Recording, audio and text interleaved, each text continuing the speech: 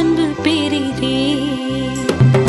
கல்வாரி அன்பை எண்ணிடும் வேளை கண்கள் கலங்கிடுதே. கர்த்தாவும் பாடுகள் எப்போதும் நினைத்தால் நெஞ்சம் நெகிழ்ந்திடுதே. தனானானே தன்னே நானனே தன்னே நானனே தன்னே நானனே.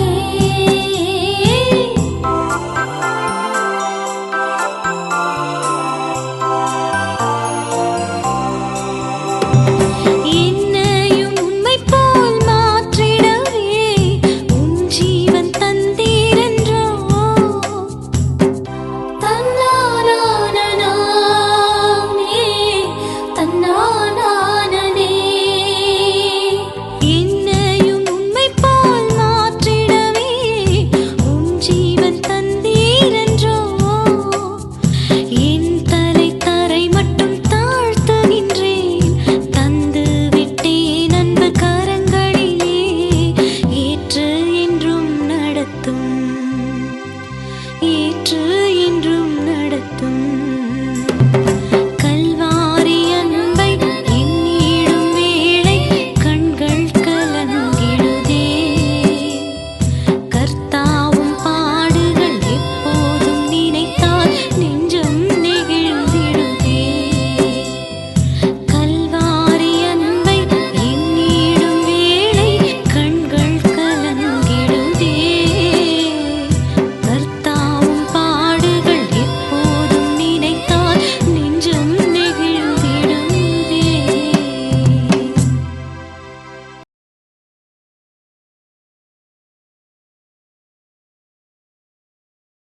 கிறிஸ்துவுக்குள் அன்பான கர்த்தருடைய பிள்ளைகளே, உங்கள் யாவரையும் ஆண்டவராகிய இயேசு கிறிஸ்துவின் ஈடு இணையற்ற பரிசுத்த நாமத்தினால் உங்களை ஆசீர்வதிக்கிறேன், வாழ்த்துகிறேன். கர்த்தர்தாமே இந்த நாளில் நீங்கள் எதிர்பார்க்கிற அனைத்து நன்மைகளையும் பரத்திலிருந்து உங்களுக்கு அருளி செய்து நீங்கள் இம்மையில் சுகித்திருக்கவும் மறுமையில் நிலை வாழ்வை சுதந்திரித்துக் கொள்ள கிருபை தருவாராக. ஆமென். கர்த்தருடைய வார்த்தைக்காக நாம் கண்களை மூடி ஜெபம் செய்வோம். மகா இரக்கமும் கிருபையும் அன்பும் பரிசுத்தமும் நிறைந்து பரத்தில் வீற்றிருக்கின்ற எங்களுடைய பரம தகப்பனை, அன்றையோடு நாங்கள் உம்மை துதிக்கிறோம், உம்மை ஸ்தோத்தரிக்கிறோம். சத்தியத்தை அறியுங்கள், சத்தியம் உங்களை விடுதலையாக்கும் என்று சொன்ன உம்முடைய வாக்கின்படி உம்முடைய ஜீவனுள்ள வார்த்தைகளை இந்த நாளில் நாங்கள் விளங்கிக் கொள்ள கர்த்தர் உதவி செய்வீராக. இயேசுவின் மூலம் ஜெபிக்கிறோம் வல்லமுள்ள பிதாவே, ஆமென். இந்த நாளிலே நாம் தியானிக்கும்படியாக எடுத்துக்கொண்ட வேத வசனங்கள் மத்தேயு 6வது அதிகாரம் 9வது வசனம் முதல் 13ஆம் வசனம் முடிய. நீங்கள் ஜெபம் பண்ண வேண்டிய விதமாவது, பரமண்டலங்களில் இருக்கிற எங்கள் பிதாவே, உம்முடைய நாமம் பரிசுத்தப்படுவதாக, உம்முடைய ராஜ்யம் வருவதாக, உம்முடைய சித்தம் பரமண்டலத்திலே செய்யப்படுகிறது போல பூமியிலையும் செய்யப்படுவதாக. எங்களுக்கு வேண்டிய ஆகாரத்தை இன்று எங்களுக்கு தாரும். எங்கள் கடனாளிகளுக்கு நாங்கள் மன்னிக்கிறது போல எங்கள் கடன்களை எங்களுக்கு மன்னியும். எங்களை சோதனைக்குட்பண்ணாமல் தீமீண்டு எங்களை ரட்சித்துக் கொள்ளும். ராஜ்யமும் வல்லமையும் மகிமையும் என்றென்றைக்கும் உம்முடையவைகளே, ஆமேன் என்பது. வாசியை கேட்ட இந்த வேத வாக்கியமானது ஆண்டவராகிய இயேசு கிறிஸ்து தம்முடைய சீசர்களுக்கு ஜெபம் பண்ணும்படியாக ஜெபம் பண்ண வேண்டிய விதத்தை குறித்து இங்கே அவர் சொல்லியிருக்கிறார். வேதத்திலே அநேகர் ஏறெடுத்த ஜெபங்கள் நாம் பார்க்கிறோம். ஆனால் இந்த பகுதியிலே இயேசு கிறிஸ்து தாமே எப்படி பிதாவினிடத்திலே ஜெபிக்க வேண்டும் என்பதை கற்றுக் கொடுக்கின்றார். இந்த வேத பகுதியிலிருந்து, இந்த ஜெபத்துக்குள்ளாக இருந்து நாம் ஒரு காரியத்தை இந்த நாளிலே கற்றுக்கொள்ள இருக்கிறோம். 12வது வசனம், எங்கள் கடனாளிகளுக்கு நாங்கள் மன்னிக்கிறது போல எங்கள் கடன்களை எங்களுக்கு மன்னியும். அருமையான கர்த்தருடைய பிள்ளை, இந்த பரமண்டல ஜெபம் என்பது எல்லா ஜெபத்திற்கும் ஒரு வழிகாட்டியாக இருப்பது மாத்திரமல்ல, எல்லா ஜெபமும் இந்த ஜெபத்திற்கு உட்பட்டதாகவே, இதனுடைய அடிப்படையாகவே இருக்க வேண்டும். அப்படி ஜெபிக்கப்படுகிற ஒவ்வொரு ஜெபத்துக்கும் நிச்சயமாகவே பதில் ஒன்று. ஆகவே இந்த நாளிலே நாம் தியானிக்க இருக்கிற இந்த ஜெபத்தில் இருக்கிற ஒரு காரியத்தை, அதாவது நாம் செய்ய வேண்டிய காரியம், நமக்கு கர்த்தர் செய்ய வேண்டிய காரியம், எங்கள் கடனாளிகளுக்கு நாங்கள் மன்னிக்கிறது போல எங்கள் கடன்களை எங்களுக்கு மன்னியும். பிரியமானவர்களே, இந்த மன்னியும் என்கின்ற வார்த்தையை இன்று எல்லாரும் எளிதாக பயன்படுத்தி விடுகிறோம். ஆனால் உண்மையிலேயே மன்னித்திருக்கிறோமா என்பது ஒரு பெரிய கேள்விக்குறியாக நமக்குள் இருக்கிறது. ஆம் பிரியமானவர்களே, கிறிஸ்து ஒரு காரியத்தை ஆழமாக சொல்லி போயிருக்கார். அவர் எல்லா இடங்களிலும் இதை சொல்லுவதை நாம் பார்க்க முடியும்.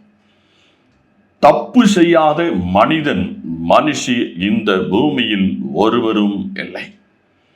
அப்படி தப்பு செய்தவர்களை எல்லாம் தண்டித்து விட வேண்டும் என்று சொன்னால் இந்த பூமியிலே ஒருவரும் மிஞ்சி இருக்க மாட்டார்கள். தப்பை உணர்த்துவதும் தப்பை மன்னிப்பதும் கிறிஸ்துவின் தலையாகிய சிந்தையாய் இருக்கிறது. ஒன்றை அழிப்பதற்கு மன்னிப்பு தேவையில்லை, சீர்படுத்துவதற்கு மன்னிப்பு தேவை இருக்கிறது. மன்னிப்பில் இருந்துதான் சீர்திருத்தம் உருவாகிறது. அதாவது ஒரு மனிதன் தவறு செய்திருக்கிறான், அவனை அழித்து விட்டால் அதற்கு மன்னிப்பு தேவையில்லை. அந்த மனிதனை சீர்படுத்தி செவிப்படுத்தி ஒழுங்குபடுத்தி வாழ வைக்க வேண்டுமென்றால் மன்னிப்பு அவசியமாக இருக்கிறது. மன்னிக்க கூடாத காரியம் என்று இந்த பூமியிலே ஒன்றுமே கிடையாது. எல்லாவற்றையும் மன்னிக்க வேண்டும்.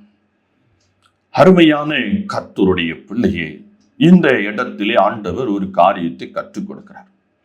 நான் பிறருக்கு மன்னிக்கிறது போல எனக்கு மன்னியும் என்று சொல்லுங்கள் என்று சொல்லுகிறார். அருமையான கர்த்தருடைய பிள்ளையே, எனக்கு மாத்திரம் மன்னித்து விடும் என்று சொல்லவில்லை. நான் பிறருக்கு மன்னித்திருக்கிறது போல எனக்கு மன்னியும். அப்படியானால் நீங்கள் பிறரை மன்னித்தால் மட்டுமே உங்களுக்கு பாவ மன்னிப்பு உண்டு. அநேக நேரங்களிலே நான் என்னுடைய பாவங்களை எல்லாம் அறிக்கை செய்து விட்டேன், இயேசு கிறிஸ்துவினிடத்திலே நான் மன்னிப்பை கோரிவிட்டேன், இயேசு கிறிஸ்துவின் இரத்தம் என்னை பாவமுறை கழுவி சுத்திகரித்து விட்டது என்று நாம் எண்ணுகிறோம். பிரியமானவர்களே, அப்படி அல்ல. நீங்கள் உங்கள் பாவங்களை மாத்திரம் மன்னிக்கும்படியாக வேண்டுதல் செய்தால் மட்டும் போதாது, உங்களுக்கு விரோதமாக உங்களுக்கு துன்பத்தையும் துயரத்தையும் வேதனையும் சஞ்சலத்தையும் இழப்பையும் தாங்க முடியாத பலவிதமான காரியங்களையும் செய்தவர்களை நீங்கள் மன்னிக்க வேண்டும். அப்படி மன்னித்தால்தான் நீங்கள் அறிக்கை செய்த பாவத்திற்கும் மன்னிப்பு உண்டு. மன்னிப்பது என்பது எளிதான ஒரு காரியம்தான். ஆனால் அதை ஒன்றை நாம் செய்வதற்கு மனம் இடம் கொடுப்பதில்லை. சகோதரன் சகோதரனை மன்னிப்பதில்லை, கணவன் மனைவியை மன்னிப்பதில்லை, மனைவி கணவனை மன்னிப்பதில்லை. நாம் வேலை செய்கிற இடங்களில் ஒருவரை ஒருவர் நாம் மன்னிப்பதில்லை. ஆனால் மன்னித்து விடுங்கள், சாரி என்கின்ற ஆங்கில பதத்தை எளிதாக நாவின் நுனியில் வைத்து நாம் உச்சரித்து விடுகிறோம். ஆனால் உண்மையிலே மன்னித்திருக்கிறோமா?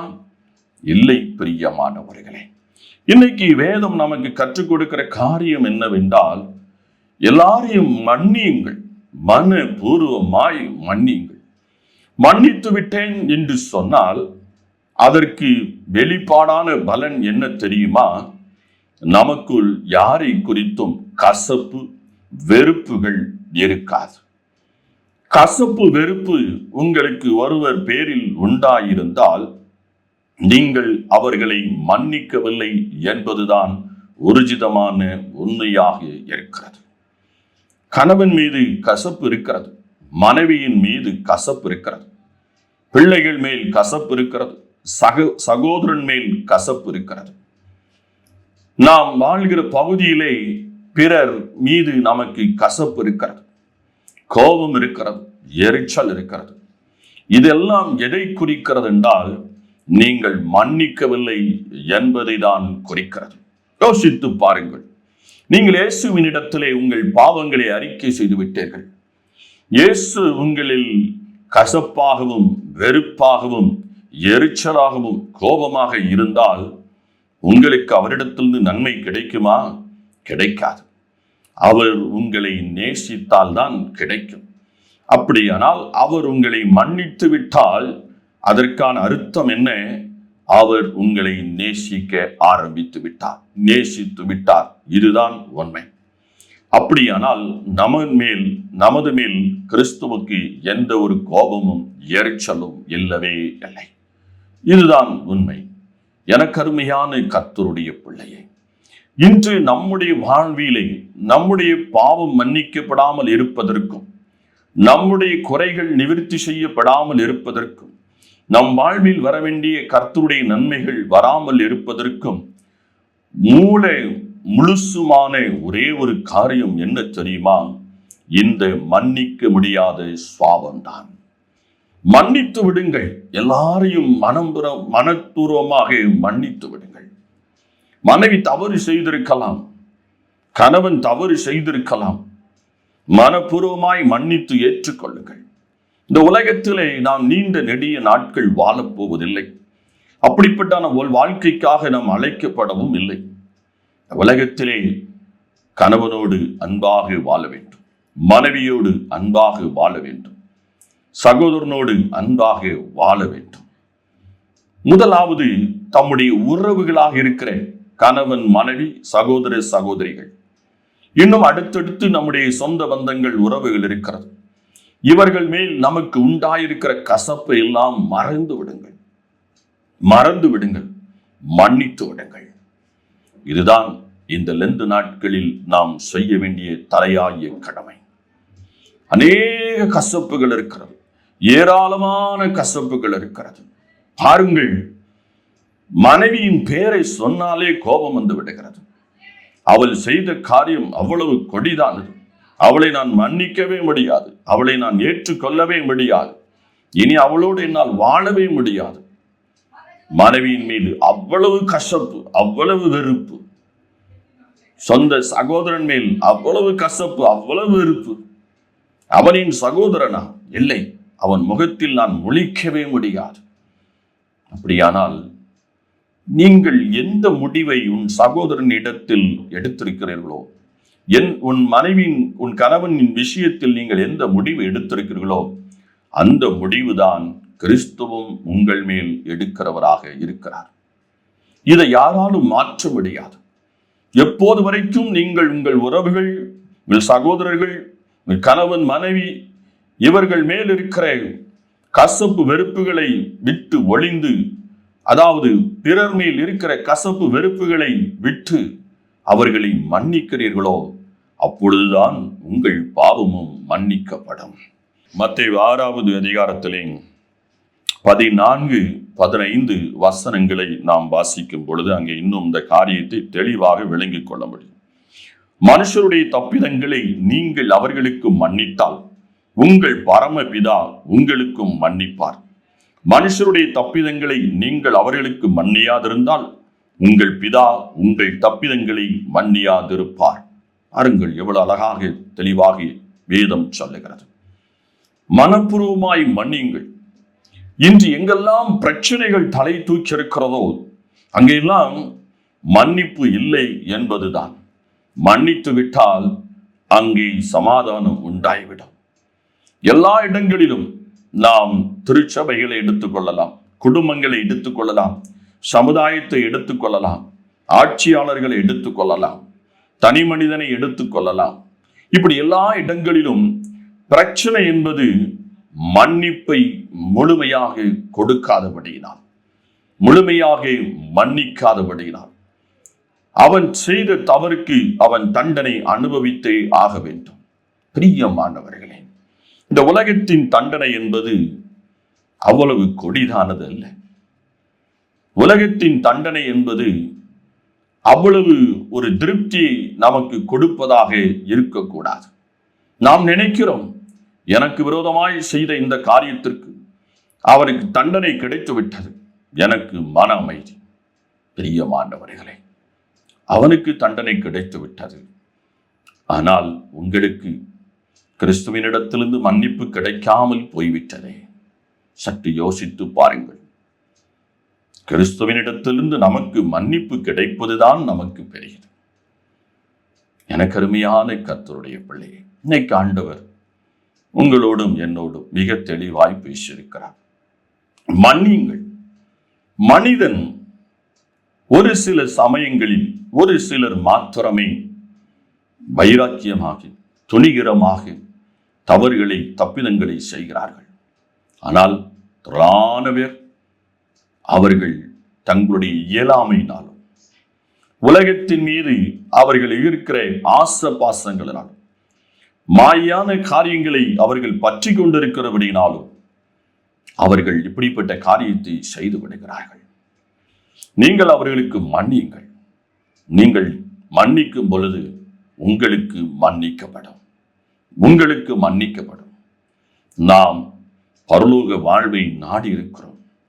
நமக்கு பாவ மன்னிப்பு நிச்சயம் கிடைத்தால்தான் பரலோக வாழ்வை சுதந்திரித்துக் கொள்ள முடியும். நாம் பிறரை மன்னிக்காமல் இருந்தால் அது நம் மனதிற்கும் பெரும் நோவை உண்டாக்கும். யோசித்து பாருங்கள். நேக நேரங்களிலே பிறர் செய்த காரியங்களை எண்ணி எண்ணி மனம் வருந்துகிறோம், நம்மையே நோவு உண்டாக்கி கொள்ளுகிறோம். அதற்கு பதிலாக மன்னித்து விடுங்கள், அந்த நினைப்பே நமக்கு வராது.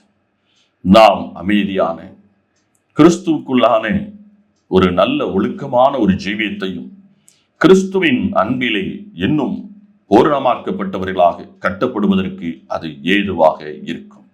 ஆகவே எனக்கு அருமையான கர்த்தருடைய பிள்ளையே, கணவனை மனப்பூர்வமாய் மன்னியுங்கள், மனைவியை மனப்பூர்வமாய் மன்னியுங்கள், சகோதரர்களை மனப்பூர்வமாய் மன்னியுங்கள், உங்கள் சகோதரிகளை மனப்பூர்வமாய் மன்னியுங்கள். இந்த பூமியில் இருக்கிற பிறர் யார் மீதும், எந்த மனுக்குலத்தின் மீதும் நீங்கள் கசப்பு வெறுப்பாய் இருக்காதிருங்கள். மன்னித்து மறந்து விடுங்கள், விட்டு விடுங்கள். உங்களுக்கு ஒரு நல்ல வாழ்க்கை இருக்கிறது, அது சமாதானமும் சந்தோஷமும் நிறைந்ததாக இருக்கிறது. அந்த நல்ல வாழ்க்கையை இந்த நாளிலே கர்த்தர் உங்களுக்கு தந்தருள்வாராக. இந்த நாட்களிலே, இந்த தபசு நாட்களிலே நாம் பிறரை மன்னிப்போம். மன்னித்து நாம் கிறிஸ்துவினிடத்திலிருந்து நாம் அவருக்கு விரோதமாய் செய்த பாவங்களிலிருந்து மன்னிப்பை பெற்றுக்கொள்வோம், சுகமாய் வாழ்வோம். கர்த்தர் தாமே உங்களை ஆசீர்வதிப்பாராக. ஆமென். ஜெபம் செய்வோம். மகா இரக்கமும் கிருபையும் அன்பும் பரிசுத்தமும் நிறைந்து பரத்தில் வீற்றிருக்கின்ற எங்களுடைய பரம தகப்பனே, மன்னியுங்கள் என்று இந்த நாளிலே எங்களுக்கு கற்றுக் கொடுத்து, மன்னிக்க முடியாத மன கசப்புகள் மனதை காயப்படுத்தி வேதனைப்படுத்தி சஞ்சலப்படுத்தி கொண்டிருக்கிறார். நாளிலே உடைய பிள்ளைகள் மனப்பூர்வமாய் மன்னித்து பிறர் சந்தோஷமாய் வாழவும், தானும் சந்தோஷமாய் வாழவும், பாவத்திலிருந்து விடுதலை பெற்றுக் கொள்ளவும், மன சஞ்சலங்களிலிருந்து விடுதலை பெறவும் கிருபை தருகிறார். மன்னிக்க முடியாதபடி இருதயத்தில் ஆழமாய் பதிந்திருக்கிற காரியங்களை இந்த நாளிலே எடுத்து போட்டு மன்னிக்கிற சிந்தையை அவர்களுக்கு தந்தருளும்படியாக செபித்தார். ஒருவரை ஒருவர் மன்னித்து இந்த நாளிலே பூரண விடுதலையை பெற்றுக்கொள்ள கிருபைத்தார். அது நிமித்தமாக பிள்ளைகள் சமாதானத்தோடும் சந்தோஷத்தோடும் மன அமைதியோடு ஜீவனம் பண்ண கர்த்தர் கிருபை செய்கிறார். இயேசுவின் மூலம் ஜெபிக்கிறோம் வல்லமுள்ள பிதாவே, ஆமென்.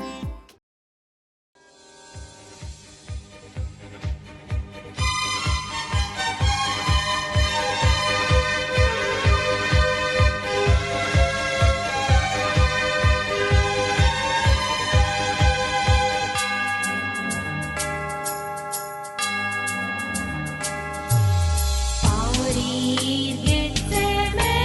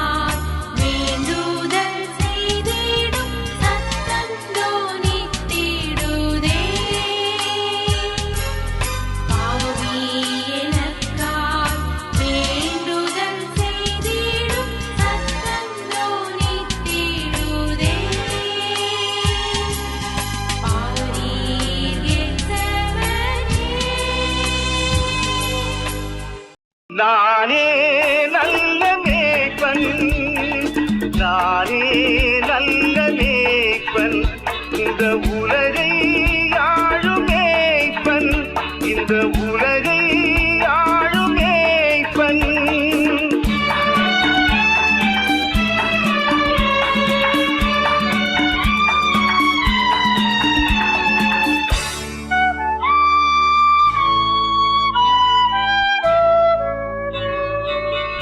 மந்தை மேய்க்கும் மேய்ப்பனாய், இசையான மைந்தனாய், மந்தை மேய்க்கும் மேய்ப்பனாய், இசையான மைந்தனாய், இதை நீக்கும் நேசனாய், இதை நீக்கும் நேசனாய் வந்தேன் சொந்தமாய். நானே நல்ல